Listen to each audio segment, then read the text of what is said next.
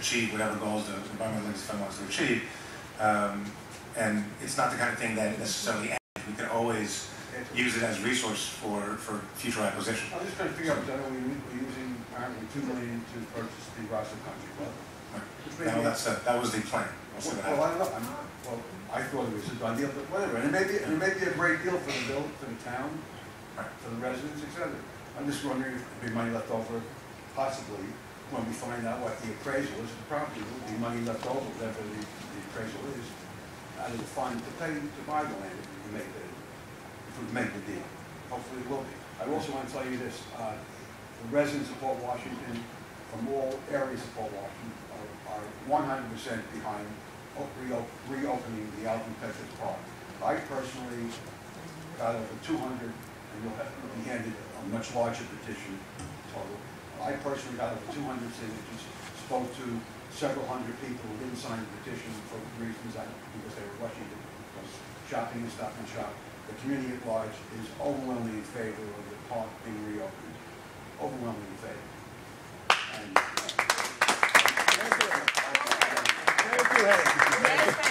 Thank you. Thank you.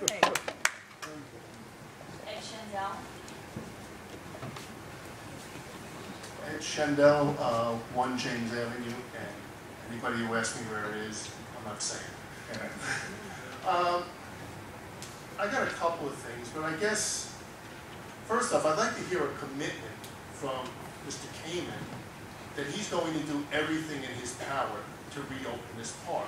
Because I hear you say a lot of things. Yeah, I've not said that. That's not my pledge at this point. And you said it's not your pledge. No. So I just want to make sure everybody here. Mr. Shendell, let me stop you for 1 minute, okay? Sure. Because the one thing that I really don't want to see happen tonight, and it's not because the supervisor can't defend himself, because he definitely can. It's that I don't want this to devolve into a political issue or going backwards. I really want to focus on the positive, and I really want to focus on moving forward. Well, you'll have to excuse me, Councilwoman, because I don't think you can always move forward and forget what the past is. And I'm not trying to turn it into a political issue.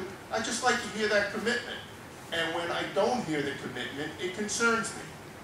Because I go on the website of the Housing Authority today, and front and center is still the senior housing project. Nothing's changed. All right? This was a park. It was taken away. The senior housing just didn't pop up a year ago. There was an amendment to the zoning code, I believe it was the summer of 2010, that this board, which you weren't a part of at the time, approved. So people on this board knew what was happening. They knew that Alvin Petrus Park was leaving and being closed. It wasn't, maybe the community... That's simply not an accurate legal analysis. The property was purchased for the purpose of housing by an authority whose job exclusively is housing. And the whole basis for obtaining the connection with the bank and the tax credits was to be able to fund the improvements to the housing so that people can have better and improved housing. And so that's exclusively their responsibility. And that the notion that people want to... hold on. People want to create the park on this housing property because historically there were people that used it as a park. We get that. People did use it. There are certain people in the community that came and there was recreation, there was hanging out, and that's wonderful.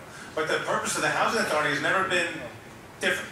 And so the question now is, from my standpoint, one, do we forego the housing option? There seems to be some movement to suggest today, and through the recent conversations over the last few weeks with the councilman, that maybe we'll explore other options. We know to start that, we need to get a value for the property. We know how government works. We know that if there's a value that becomes workable, and the Housing Authority were to get some money, maybe there's another piece of property that they can acquire to meet that same end. Someone has suggested a land swap. The way you do a land swap is you require resources to obtain another piece of property somewhere else so that you can fulfill your obligation.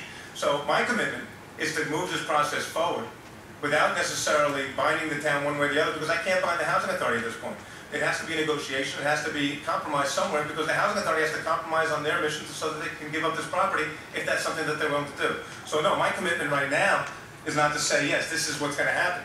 My commitment today is to say that we're going to move the process forward so that maybe we can get the resolution that satisfies the people in this room and throughout the community. I guess the commitment I was looking for from you was a commitment to do everything within your power to make it happen.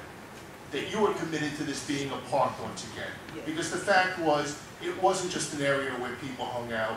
There were facilities up there. It was a park. It was a park for many years. Your predecessor, one of your predecessors participated in a ceremony where it was named for someone.